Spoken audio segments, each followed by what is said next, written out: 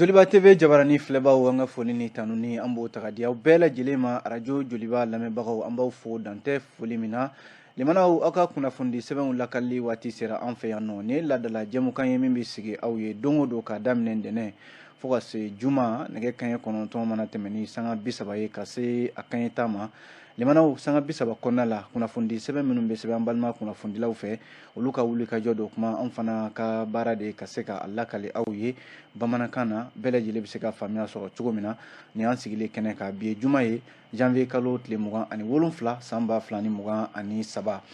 ne yɛrɛ tɔgɔ Amadu Jalo ntɔma bi yan Amadu Tolo Tolo e ni ɲankuma ba kɔri baasi t'i la tɔɔrɔ si tɛ na katikaw bɛ di tɔɔrɔ si tɛ katikaw la baasi t'aw la yen tɔɔrɔ t'an na yen nba nba nɛnɛ in bɛ ka ban dɔɔni dɔɔni dɛ a b'a k'a sɛnsɛn a bɛ k'a sɛnsɛn a b'a k'a sɛnsɛn cɛganaw bɛna lafiya sɔrɔ sisan kosɛbɛ i b'a sɔrɔ u ti da bilen ayi o kɔni ni funteni bɔra cɛgana tɛ da dɛ ayiwa u bɛ si yaala la u tulo b'i la sa u tɛ sigi bilen ni funteni bɔra cɛgana tɛ sunɔgɔ dɛ ayiwa hali ni ko kan ka taa an da a sigi dɔɔni sa an ka gɛrɛn sigi an ka premier min fɔlɔ ni premier bɛ min kura bɛ tila ka sigi tuguni o kuma ni yɔrɔ la Tolo ni premier ko kuma fɔra hakili bɛ jigin an yɛrɛ ka gɛrɛn na nka o tɛ cɛ ka na gɛrɛn dɛ ayiwa a bɔra i da sa o tɛ cɛ ka na gɛrɛn Togo la Tolo ko k'a ka foli f'i ye kosɛbɛ ko y'a ka foli n terikɛ dɔ don a kunnafoni di gafe tɛ fɔ a kɔ fiyewu kosɛbɛ an yɛrɛ ka dibisoda Ali Diko a b'an lamɛn kuma bɛɛ kosɛbɛ an ka kunnafoni tɛ fɔ a kɔ ka taa se n yɛrɛ terikɛ ma a fana b'an lajɛ kuma bɛɛ kosɛbɛ a b'an lamɛn Sumana Jabate a fana ye taji feerela ye kosɛbɛ a b'an lamɛn kuma bɛɛ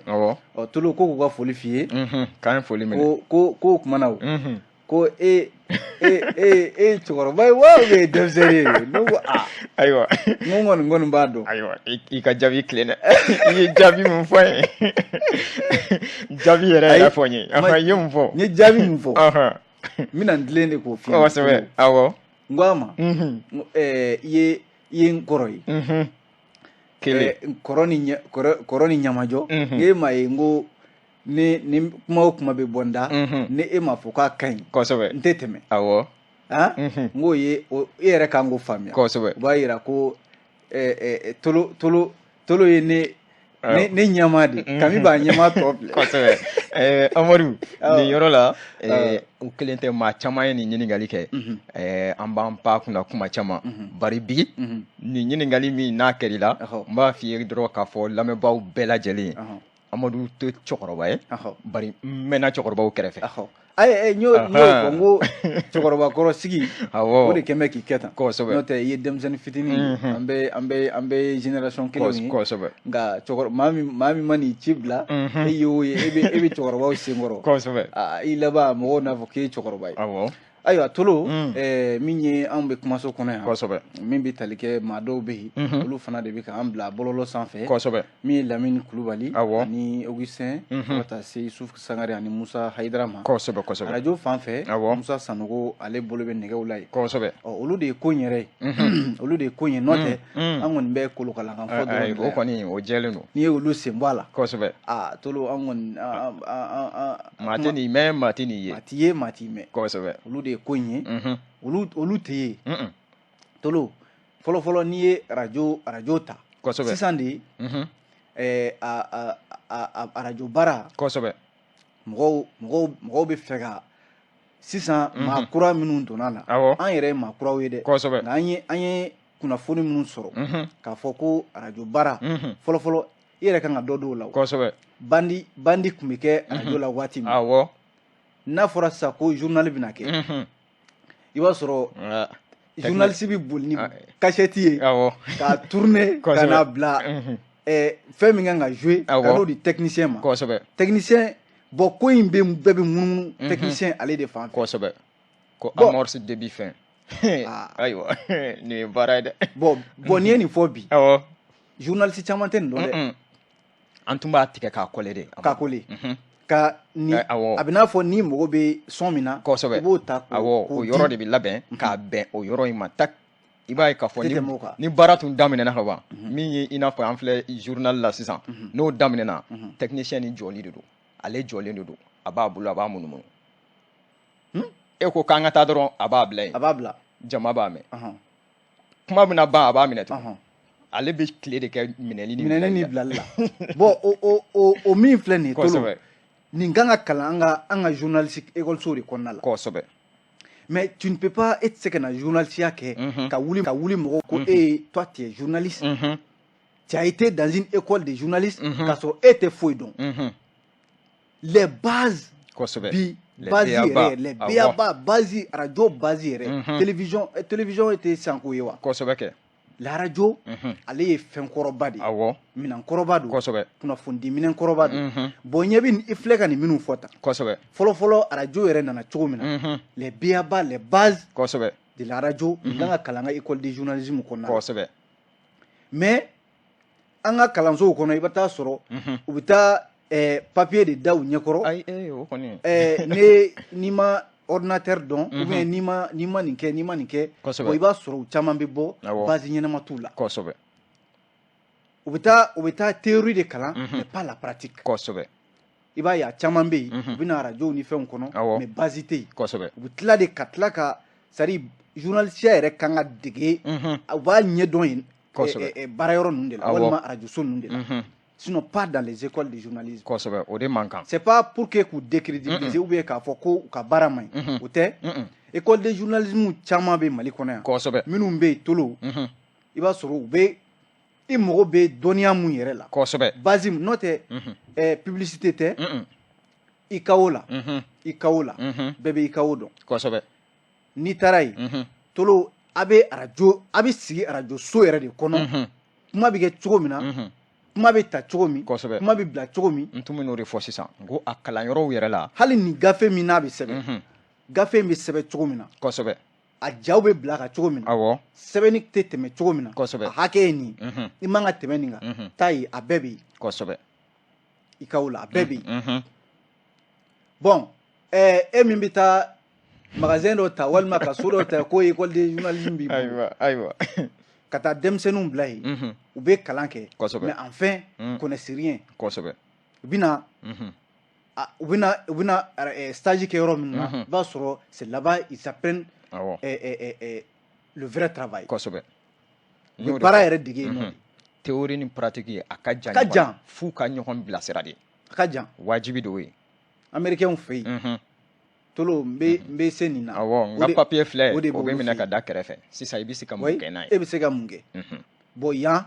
anw bɛ boliboli la papier de nɔfɛ yan k'a sɔrɔ poutre tɛ an kunkolo la kosɛbɛ an bɛ boli doctorat master ni da sidon nɔfɛ tolo k'a sɔrɔ mais n'i bɛ fɛ ka baara yɛrɛ kɛ tolo baara ɲɛɲini k'a ɲɛdɔn bani a ɲɛɲini n'i y'a ɲɛ sɔrɔ i bɛ waleya n'a ye l'expérience est le premier diplôme qui valorise l'homme pas le diplôme sur papier papier de bɛna taa baara k'i nɔ na cogo si la hali ne ye doctorat sɔrɔ mais tu n'as aucune connaissance ou bien aucune base doctorat in i y'a sɔrɔ mais e bɛ taa baara kɛ a bɛ fɔ i bilala mun na e tɛ ka se k'o kɛ à quoi sert maintenant i ka doctorat a nafa bɛ min ɲininkali kan bon nin kɛmɛ ka fiɲɛba de don bi an ka kalansow ni fɛn caman kɔnɔna la kosɛbɛ tolo mɔgɔw bɛ taa gafebaw ɲini doctoraw ni lisansiw ni fɛn caman mais i b'a sɔrɔ en réalité i kan ka expérience mun ɲini e ma ye bi ni recrutement ni fɛnw bɛ kɛ kosɛbɛ baarakɛyɔrɔ mɔgɔw bɛ mɔgɔw la u b'a fɔ ko i ye san 3 walima san 4 u b'o de ɲini fɛ n'a sɔrɔla o dɔnniya b'i la papier in tɛ o u bɛ papier ɲini fɛ na n'a ye nka est ce que i ye baara kɛ nin sira kan fɔlɔ wa Amadu n'i ye Mali yɛrɛ jateminɛ an filɛ nin hukumu mun kɔnɔna la n'o ye journalisme yɛrɛ ye a kalanba fɔlɔ-fɔlɔ maa minnu n'olu kɛra a dɔnna ganaw ye a ma fɔlɔw u si ma tɛmɛ école fɛ ah non il y avait pas d'école de journalisme o tun tɛ yen kosɛbɛ c'est-à-dire école i b'a dɔn journalisme yɛrɛ fɔlɔ-fɔlɔ tolo c'est-à-dire il faut avoir la passion awɔ a ka diya i ye a ka diya i ye fɔlɔ kosɛbɛ n'a ma cɛ o cɛ e ko k'e bɛ journalisme kɛ hali ni baara wɛrɛ kosɛbɛ n'i ko i bɛ journalisiya kɛ a ma diya e ye i t'i nɔ bɔ a la e bɛ taa kalan kɛ mais n'a ma diya i ye tolo i tɛ se ka baara ɲuman k'a kɔnɔ a waleyali bɛ gɛlɛya kosɛbɛ abada i tɛ se ka baara ɲuman k'a kɔnɔ kosɛbɛ e kɔni ta bɛ kɛ tɔw ye caméra ta n yɛrɛ b'a ta Allahu akbar walima tɔw bɛ kosɛbɛ reportage la n yɛrɛ b'a la awɔ c'est comme ça kosɛbɛ donc il faut avoir l'amour de ce métier là ni baara in kanu donna i la tolo i bɛ se ka baara in kɛ fo k'a fɔ k'a to ten kosɛbɛ an ye mɔgɔ ye k'o ye tɔgɔ sɔrɔ a la k'o ye ɲɛtaga sɔrɔ a la i b'a sɔrɔ o y'a kanu fɔlɔ kosɛbɛ kɔfɛ hali n'a bɛ tila ka taa dɔnniya wɛrɛ ɲini ka fara ka dɔnniya kan tolo o bɛ tila k'o kɛ kosɛbɛ o ma bali o bɛ kɛ i bɛ tila ka taa fɛn wɛrɛ ɲini ka fara i kunna parce que kalan tɛ ban maa bɛ kalan kɛ fo ka taa don min se sa kosɛbɛ badi awɔ siga t'a la tolo an k'an pan ko kunna ni ka maaya kɛ dɛ awɔ y'an sigilen kɛnɛ kan kosɛbɛ gafew b'an bolo tolo an bɛ don gafew kɔnɔ kosɛbɛ n'an donna gafew kɔnɔ e ko an t'a daminɛ ni faso ka walanba ye de min ye l'essor ye ale kumana a da bɛ min ye trésor humain vivant a y'a jira k'a fɔ ko Sherifu Ɲɔrɔ mara kɔnɔ k'a bɛ n'a fɔ ko jɔnjɔn dɔ dira ale ma Ɲɔrɔ Serifukɛ tolo ale de tɔgɔ bɛ ka fɔ yan kosɛbɛ Sherif Muhammed Ould Sheikh Amala n'u k'a ma ko Buye ko Hayidara kosɛbɛ tolo min ye Sherifu Buye Hayidara ye tolo jamana de y'a fɔ ko Ɲɔrɔ Serifukɛ kosɛbɛ ko maa don maa min bɛ a balolen tolo ko a ye a jɔyɔrɔ fa hadamadenya la kosɛbɛ maa min bɛ yen n'a ma sɔn fiyewu a bɛ jamana min kɔnɔ kosɛbɛ tolo basigibaliya walima hadamadenw ka kari ɲɔgɔn na kosɛbɛ walima fujuni wɛrɛ ka don maaw ni ɲɔgɔn cɛ maa min bɛ yen n'a kuma dakuruɲɛ kelen na dɔrɔn min y'i janto hadamadenya la trésor humain vivant kosɛbɛ Ɲɔrɔ Serifukɛ tolo yɔrɔ a kelen tɛ maa damadɔ wɛrɛ bɛ yen olu taara ka fara a kan Ɲɔrɔ Serifukɛ jɔnjɔn min filɛ nin ye n'o taara ka di a ma jamana fɛ ko premier ministre Choguel Kokala Mayiga kunungo ale ni maa caman de wulila minisiri min bɛ yen n'o b'an ka seko ni dɔnko kunna Ando Goli Gindo ale don ani maa caman wɛrɛw u y'u kunda Ɲɔrɔ di Sahel kan tolo ka se ka taa Ɲɔrɔ Serifukɛ a ka jɔnjɔ d'a ma hali minisiri min yɛrɛ bɛ yen n'o bɛ adamadenya taabolo ni hinɛ ɲɔgɔnya kunna ani maa min wulila ka bɔ o sigiyɔrɔw la Umaru Jara ale fana tun bɛ taama in na u selen aéroport min tɔgɔ dalen don Sheikh Amala la n'o ye Ɲɔrɔ Serifukɛ yɛrɛ fakɛ ye tolo ko u kɔni kunbɛra k'a daminɛ aéroport la pankurujigi kɛnɛ in tolo ni colonel Ali Alajim n'o ye Ɲɔrɔ dugu yɛrɛ marabolo ɲɛmaa ye ani jama caman u y'u sɛnsɛn ka don dugu kɔnɔ tolo l'essor ka fɔ la fo ka taa se nɛgɛ kanɲɛ 12 tɛmɛnen sanga 40 ɲɔgɔn na min ye Ɲɔrɔ Serifukɛ yɛrɛ ye a bɔra ka jama kunbɛn a bɔra ka min ye premier ministre Choguel Kokala Mayiga a n'a ka jama k'u kunbɛn tolo bonya min bɛ yen no o kan ka kɛ ka ninnu kunbɛn a y'o bonya kɛ k'u kunbɛn Ɲɔrɔ Serifukɛ ko u nana jɔnjɔ min d'a ma ale tɛ jɔnjɔ minɛna ye dɛ k'a fɔ de jamana ye jɔnjɔ ta ka d'a ma médaille n'a ɲɔgɔnna ninnu jɔnjɔn t'ale ka ko ye nka tolo ni jamana ko an y'i lakodɔn e ye jɔyɔrɔ min fa an ye diinɛ sira kan e ye min kɛ hadamadenya la an b'a dɔn i ye yanni ala ka wele ka se i ma a ko nin dɔrɔn de la a bɛ jɔnjɔn in minɛ a ko n'i y'a lajɛ min ye Mali premier ministre Choguel Kokala Mayiga ale min n'a nana ni jɔnjɔn in ye ko a bɛ jɔnjɔn in minɛ n'a tɛgɛ fila ye a bɛ dugawu kɛ jamana ye maa o maa bɛ yen k'o bɛ ka jamana in dɛmɛ Ɲɔrɔ Serifukɛ ko k'a ka dugawu b'i ye kɛrɛnkɛrɛnnenya la a ye segukaw segu maaba minnu bɛ yen nɔ sage de Segu a y'u ta u tɔgɔ ma dɛ tolo ko k'a b'u fo kosɛbɛ u bɛ ka furanjɛla fanga in dɛmɛ sira min kan n'i y'a lajɛ ko maa min bɛ yen n'a ka wulikajɔ bonyana hadamadenya dilali la tolo médiateur hors pair un médiateur hors pair maa min bɛ yen n'a maaw ni ɲɔgɔn cɛ a ma sɛgɛn a ma ɲinɛ tolo ka maaw kala ɲɔgɔn na yɔrɔ an ka seko n'an ka dɔnko n'an ka laadakɔrɔw o bɛ tɛmɛ ni o siraw de ye n'i y'a lajɛ minisiri min bɛ yen n'a bɛ seko ni dɔnko kunna ale y'a jira k'a fɔ ko nin min sigira sen kan nin ye ka se ka an ka maabaw minnu bɛ yɛrɛ tolo dɔnniya b'u la dɔnniya min na a tɛ feerefɛn tɛ walima jagofɛn tɛ fo ka hadamadenya de dilan n'a ye tolo ko o kan ka lakodɔn dɛ o de kuma bɛ yan l'essor de ni kuma n'an bɔra l'essor kɔnɔ an b'an ɲɛsin les échos ma kɛ welewele ale da bɛ min ye système LMD n'o ye licence master doctorat i n'a fɔ an yɛrɛ tun bɛ k'a fɔ cogo min sisan a da bɛ o kuma la a y'a yira k'a fɔ ko o waleyaw gɛlɛn bɛ kalanko tagabolo kɔnɔ koyi tolo ni taabolo min filɛ nin n'u k'a ma ko licence master doctorat awɔ tolo ko yan'a ka kalanko ɲɛ k'a bɛ k'a tiɲɛ kosɛbɛ e ko ka kuma don a ko système LMD awɔ n'o ye licence master doctorat ko kaba a laɲinina jamana ɲɛmɔgɔw fɛ awɔ ayiwa k'a sigi jamana kɔnɔna la san 2008 ɲinan de y'o san 15 ye kosɛbɛ tolo an ka sanfɛ kalan awɔ ni dɔ tɛ ka bɔ a la fɛn tɛ ka fara a kan dɛ ayiwa ko système LMD kɔni kɛn bɛ kɔlɔlɔba de ye kosɛbɛ ka ɲɛsin an ka kalanw taabolo ma bi n'a fɔra k'a fɔ ko tiɲɛ yɛrɛ la nin kun dabɔra min kama tolo ka a bɛ ka kɛ tiɲɛni ye kosɛbɛ o tɛ to yen e ko y'a yira k'a fɔ ko fɛn de don bi awɔ ko kabi a bɛ fɔ min ma ko licence master doctorat système LMD awɔ a sigira an ka sanfɛ kalansow kɔnɔ san 2008 kosɛbɛ ko n'i y'a lajɛ ko kalandenw kɔni ko ni sigin bɛ ka a lajɛ nka minnu bɛ yen fana kosɛbɛ n'olu b'an ka foroba kalanso ninnu na awɔ n'o ye université publiquew ye olu yɛrɛ ta kɛn b'a la kɔlɔlɔ yɛrɛ ye kosɛbɛ système LMD a bɛ fɔ ko u b'a kalan kɛ jamana kɔni bɛ san fɔlɔ n'o ye licence dɔrɔn ye kosɛbɛ jamana b'i jɔ o dɔrɔn de kɔrɔ nka a tɔ a b'aw yɛrɛ ye a b'aw yɛrɛ ye a gɛlɛyara tolo ko nin ko in gouvernement ye nin ko in kɔni sigi sen kan kosɛbɛ ko a bɛ n'a fɔ gouvernement yɛrɛ labɛnnen tɛ ka se ka jamana kalandenw k'u dɛmɛ nin sira in kan kosɛbɛ ko a dun san o san i b'a sɔrɔ dɔ de bɛ fara a kɔlɔlɔw kan kalanden minnu bɛ yen n'o b'an ka sanfɛ kalanso ninnu na kɛrɛnkɛrɛnnenya la jamana ka kalansow tolo misali ye mun ye ko ni u tilala kalan ninnu na tolo licence b'i bolo e ka licence kɔni b'i bolo nka i tɛ se ka concours kɛ i tɛ se ka baara ɲini papier jala kɔni b'e bolo ka yala nafa t'a la nka nafa t'a la système LMD a ma dabɔ o kama dɛ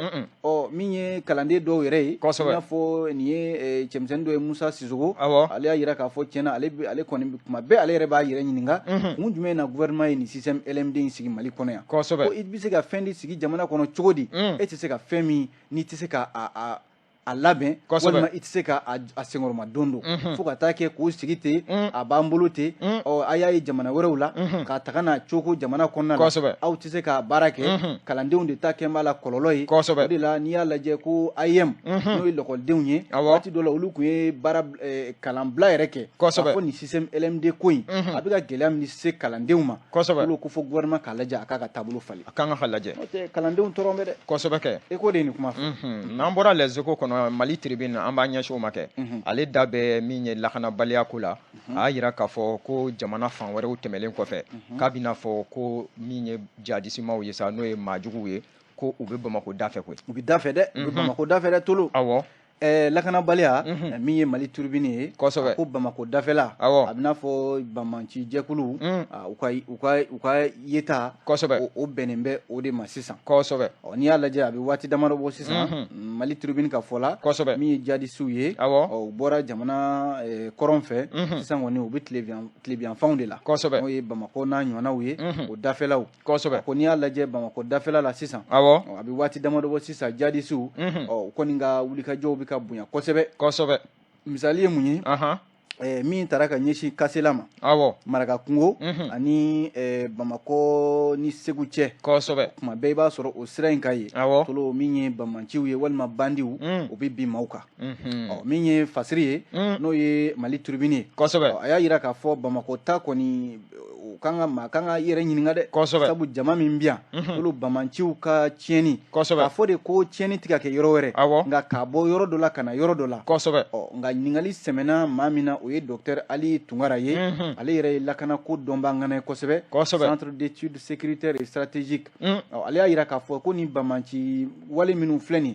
n'u bɛ ka tugu ɲɔgɔn na ko laɲini damadɔ de b'a la laɲini fɔlɔ k'o de ye k'a fɔ ko ka jamanadenw ka olu muruti ka kɛ fanga in kan i ye jihadisiw ye ka jamanadenw muruti k'u kɛ fanga kan